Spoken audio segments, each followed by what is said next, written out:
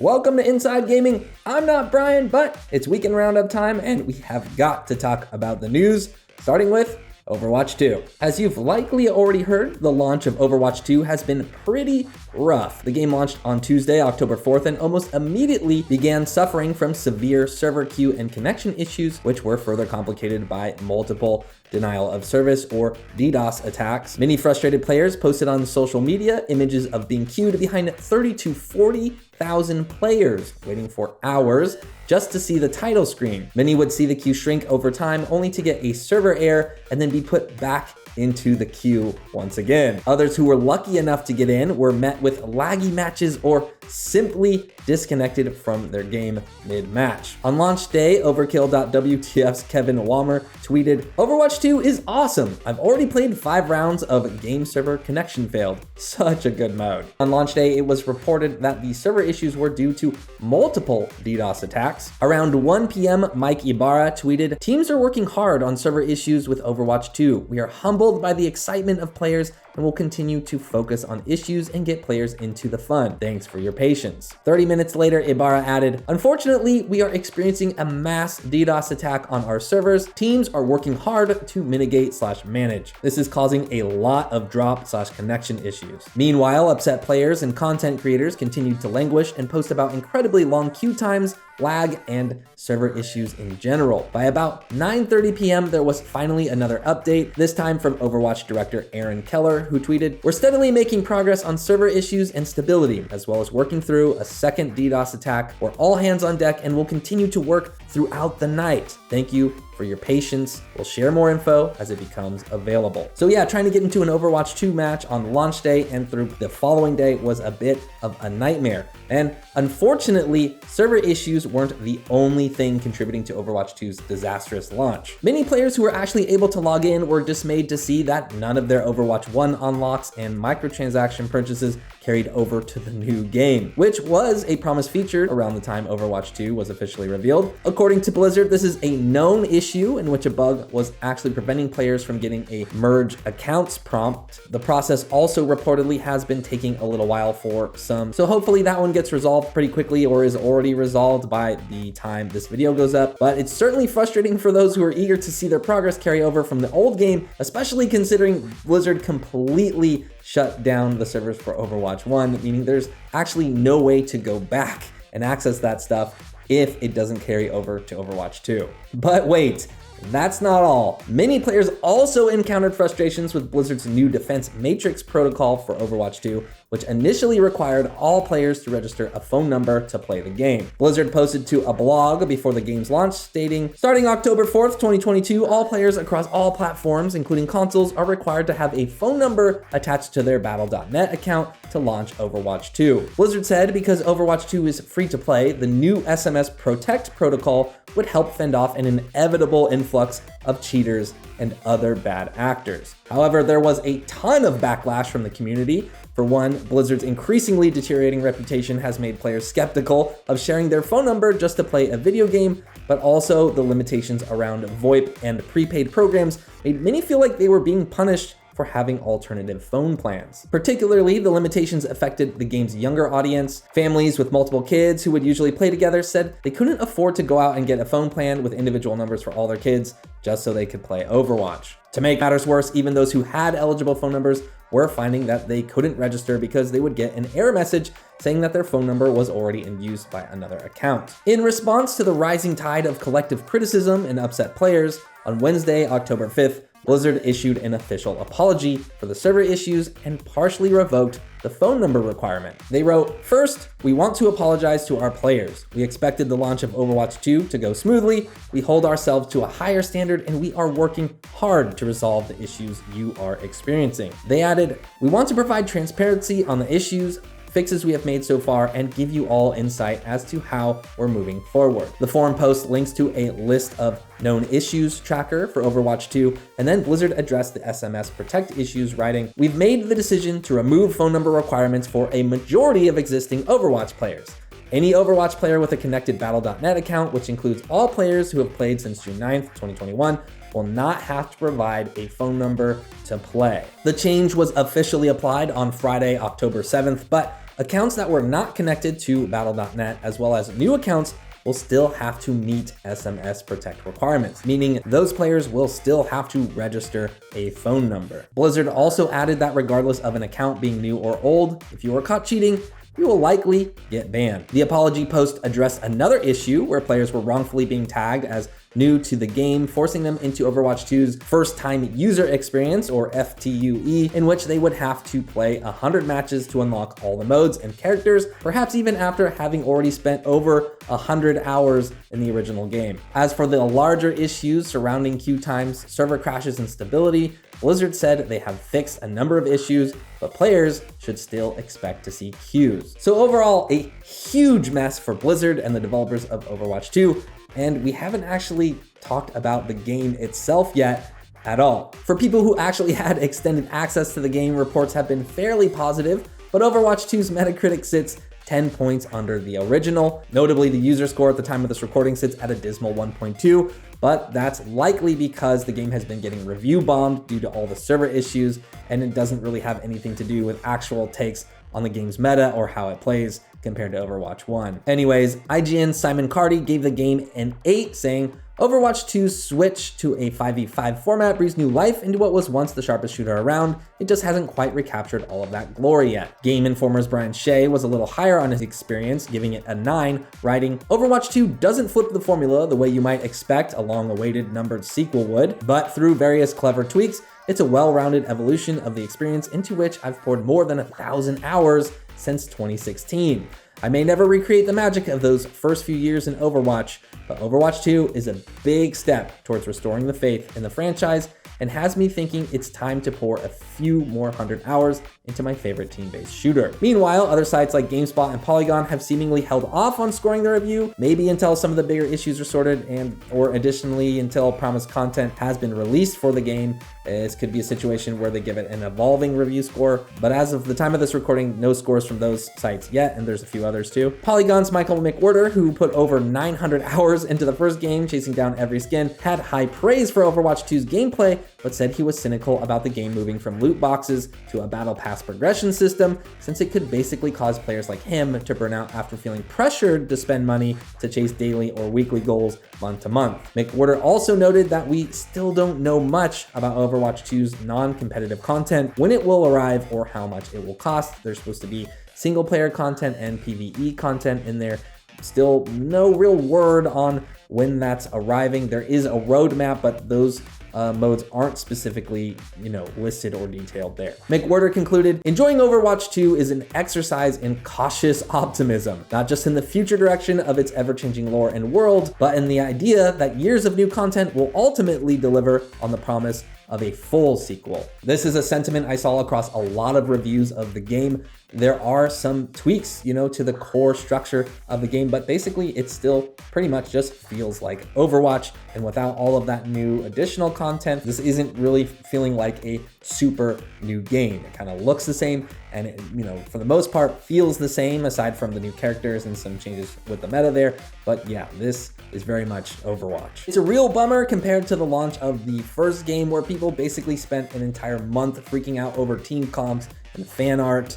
As for the current state of Overwatch 2, things do seem to be getting a lot better. I personally was able to start getting into matches kind of late Wednesday and haven't really had any problems since. I had like one laggy game and that was basically it. I have seen tweets and things though of other people out there who are still experiencing connection issues, or maybe a rogue tweet here and there of somebody who had to wait 30 minutes in a queue time before actually being able to play.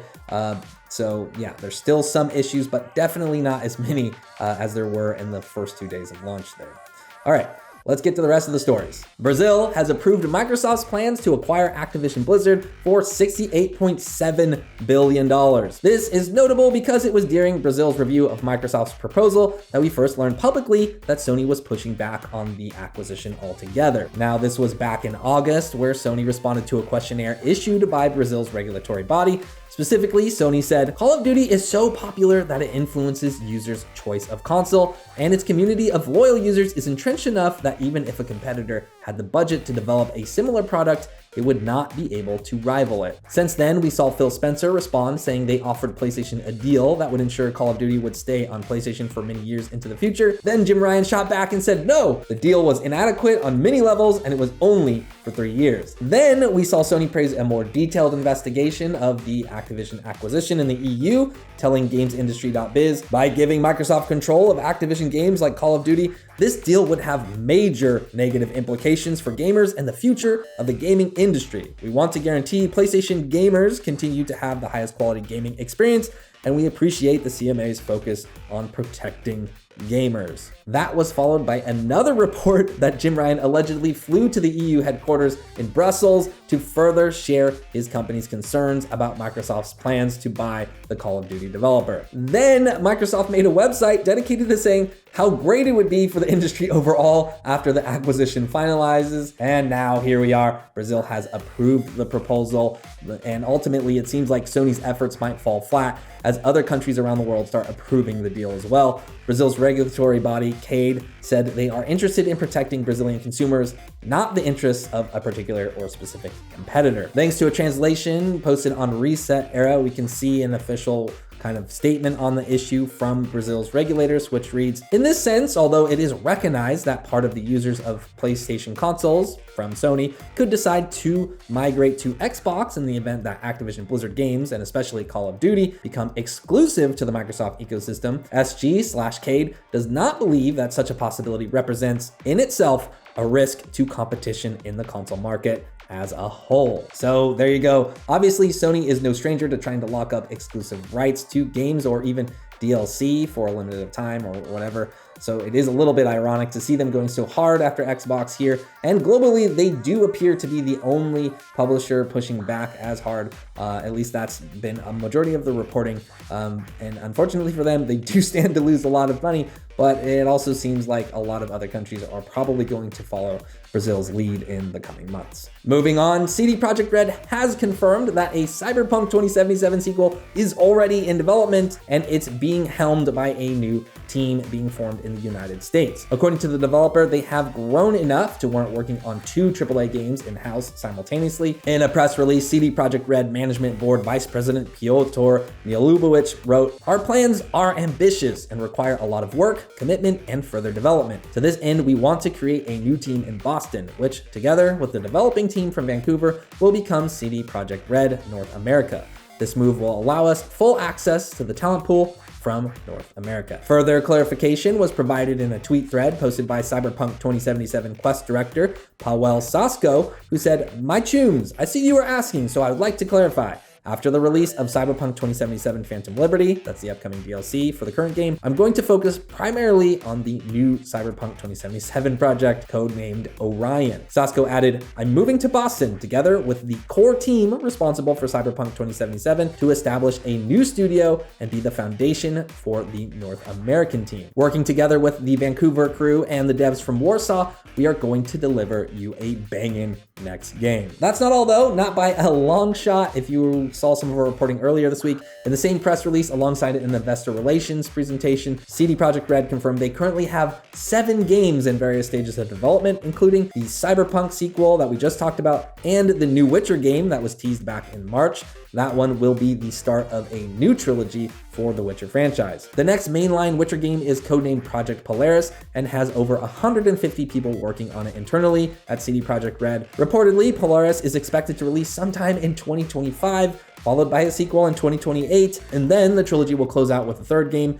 in 2031. Pretty ambitious, so we'll see. There are 2 other Witcher projects being developed in partnership with third-party studios. One is called Project Sirius and is described as an innovative take on the series that is aimed at both veteran fans and people new to the franchise. Project Sirius is in pre-production and being worked on by Flame in the Flood developer, The Molasses Flood, and has 60 plus people involved in its creation. The other Witcher project is called Project Canis Majoris and is a, quote, story-driven single-player open-world RPG set within the Witcher universe, unquote, and it's being developed by a third-party studio which will be led by ex-Witcher veterans. Finally, if you've been keeping count, the 7th project is actually said to be an all-new IP, which started concept incubation in 2021. It will be developed 100% internally by CDPR, and it will be distinctly different from both The Witcher and Cyberpunk. Certainly some ambitious plans here from CD Projekt Red. I am absolutely interested to see what all these different games end up being and what they look like, but it seems like it's going to be a while, so get ready to wait. Platinum Games CEO Atsushi Inaba has finally broken the studio silence following the shutdown of Babylon's Fall, a third-person action RPG live service game that was developed by Platinum but published by Square Enix and then critically panned with a whopping 46 on Metacritic. Subsequently, the entire thing was shut down by Square Enix. Inaba told VGC that the developer was extremely sorry for any disappointment it might have caused his fans. Inaba also said there weren't a lot of things they could say about the project given their partnership with Square Enix, but did say the only thing we can comment on here in terms of the closure of the Babylon's Fall service itself is that this unfortunate conclusion might have been something that had triggered some disappointment, perhaps maybe even anger to our dedicated fans and players. And any disappointment that we might have caused for our fan base is something we feel extremely sorry about. Providing any sentiment other than enjoyment and fun in our creations to players is something that we're not very happy about at all as a developer. From there, Inaba gets a little more vague about how things could have went better without calling out Square Enix specifically, but alluding that the people in charge of the core gameplay loop and the people making decisions about the live service aspect of the game were not on the same page. Inaba added, "There's a lot that we learned from this experience, and it's not changed our future plans or outlook moving forward regarding doing live service games at all. Live service games are definitely something we do want to do and put our effort in moving forward." Well, good luck. In other Platinum Games news, it looks like Bayonetta will be losing its original voice actor for the main character of the game, Bayonetta, or Cereza if you prefer. The original character was portrayed by Helena Taylor, but she will be replaced by Jennifer Hale, who is in a ton of games, but maybe most notably plays Commander Shepard in the Mass Effect trilogy. Bayonetta 3's director, Yusuke Miyamada, told Game Informer that various overlapping circumstances made it difficult for Helena Taylor to reprise her role, but added, "Jennifer's performance was way beyond what we could have imagined. I'm confident that her portrayal of Bayonetta will exceed our fans' expectations." Platinum also reassured Bayonetta fans that the Japanese voice actor would be reprising her role. I'm a little bit bummed about the swap and a little bit skeptical about the reasoning here, but I am looking forward a lot to Bayonetta 3, so certainly willing to give legendary voice actor Jennifer Hale a chance here. In other voice acting related news, the Super Mario movie trailer finally dropped. It looks cool as hell, and as you likely know, Chris Pratt will be playing the role of Mario, and he previously had said his portrayal of the character will be unlike anything you've ever heard, which obviously led many into a chaos spiral of anticipation and speculation. Well, this week we got to hear the actor's portrayal of our favorite plumber for the first time, and well, a lot of fans were underwhelmed to say the least, so let's take a look at a few takes from around the games industry. Giant Bombs Jeff Grubb tweeted, "The trailer is great. Voice is bad, but it won't ruin the movie." 3 minutes later, Grubb tweeted, "I heard the voice. Stop telling me it's fine." But it's not the end of the world. YouTube creator The Lonely Goomba wrote, "All this speculation about how Chris Pratt is going to do Mario's voice, and it turns out it's just Chris Pratt's normal voice." The Verge's senior editor, Tom Warren, echoed the sentiment saying, "Chris Pratt's Mario voice is just Chris Pratt." Daily Beast editor Allegra Frank tweeted a picture of a still frame from the trailer saying, "Me listening to Chris Pratt's voice come out of Mario's mouth." Others who felt unfulfilled by the performance took to listening to different localizations of the trailer. Games reporter and YouTuber Young Ye tweeted, "All right, I'm watching the Mario movie in French," and posted a clip from the French version of the trailer, which I will play for you now. Royaume champignon, nous voilà! A lot of other fans seem to be upset at the lack of a thick Italian accent or cartoony exaggeration to the character that we are all kind of familiar with. However, others argued watching a 2-hour movie with the traditional Mario voice could be grating or perhaps even insensitive since it's a bit of a caricature. Fanbyte editor Mike Williams posted a clip from another version of the trailer saying, "The Italian version of the Mario trailer provides another window into where Mario could have gone. And it's not as out there as Martinet." And for those of you who don't know, Charles Martinet is the original voice actor for Mario. Here's a clip of the Italian version of the trailer. Regno dei funghi, arriviamo! Then, of course, there's a large camp of people who are totally fine with the voice. The more times I listen to it, the more concerned I get, but I think everyone can pretty much agree that Jack Black's portrayal of Bowser just absolutely owns. So I'm certainly excited for that movie to come out, to go see it with my kids. You know, that's what it's kind of all about anyway. All right, let's get into a 5-second review.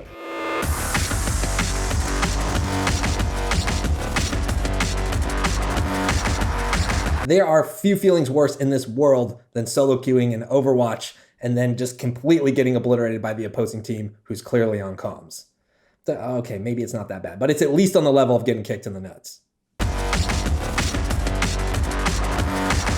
There are more games coming out this week than I've ever seen on Roundup before in the past, so let's get into some upcoming releases. First up, No More Heroes 3. Travis Touchdown is back, baby. The otaku assassin takes up his trusty beam katana once more to slash his way to the top of the galactic superhero rankings and save the world in the latest entry in the No More Heroes series. No More Heroes 3 comes to PC October 11th, and PS5, Xbox Series X, PS4, and Xbox One on October 14th. PGA Tour 2K23. Hit the links with more swagger in PGA Tour 23. Now featuring playable male and female pros, including Tiger Woods, new licensed courses, more control options, an authentic PGA Tour, and new My Player skills and archetypes. Take your skills and your swag on the PGA Tour and become the next FedEx Cup champion, or even create your own courses. PGA Tour 2K23 is coming to PC, PS5, Xbox Series X, PS4, and Xbox One on October 11th. Asterigos, Curse of the Stars. Embark on a journey full of danger in this action RPG inspired by Greek and Roman mythologies. Explore the breathtaking city of Aphis, rip to that pronunciation, and forge your way through legions of unique foes and mythical bosses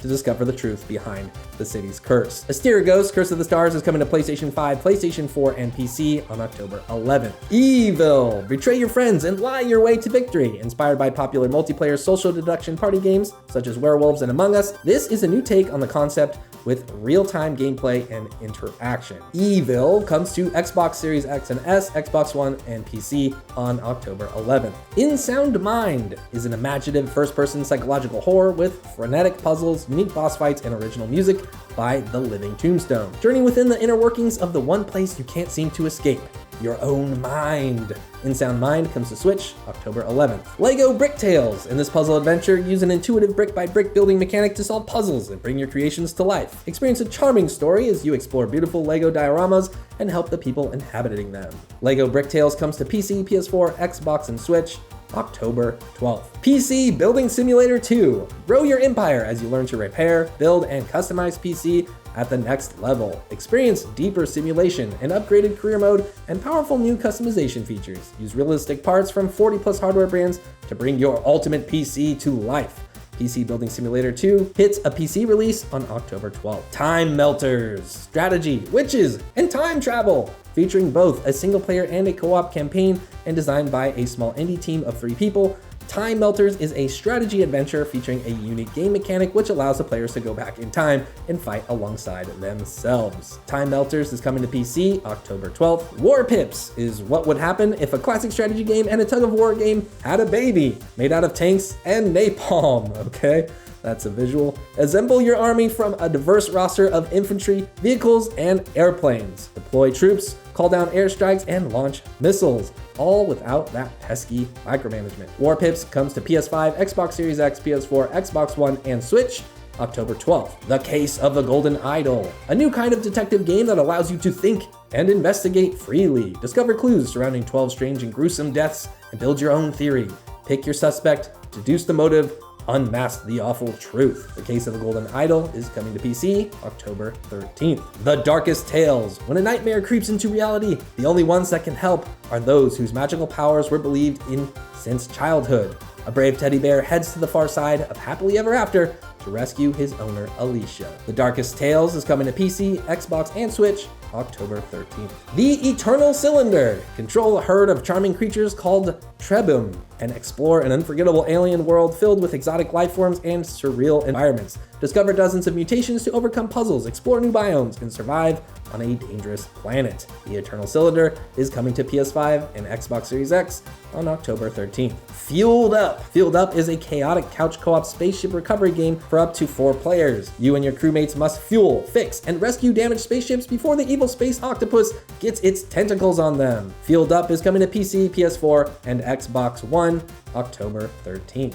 Goal! The Club Manager. You are more than a couch. You are more than a coach. I'm going to leave that in. You are the undisputed club boss. Are you ready to dominate the league with your team in this reimagining of the classic sports management franchise? Could you be the next manager sensation? Prove it. Goal, the club manager, is coming to PC October 13th. Next up, Los Eidolons is a turn-based tactical RPG with a gripping cinematic narrative set in a waning empire riven by civil war. Take on the role of a charming mercenary captain, Eden, and lead his brand of allies through epic encounters on a classic turn-based battlefield. Los Eidolons is coming to PC October 13th. The Last Ori Crew is an action RPG with a strong emphasis on storytelling and player choices. Awaken in a sci-fi medieval world on the brink of war, which starts influencing the destiny of the whole world. The game is designed as both a single-player and co-op experience. The Last Ori Crew is coming to PlayStation 5, Xbox X and S, as well as PC on October 13th. Sunday Gold is a point-and-click turn-based adventure game set, and stop me if you heard this one before, a grim dystopian future. Play as a ragtag trio of criminals to hunt down and expose the dark secrets of an evil mega corporation and the malevolent billionaire behind it.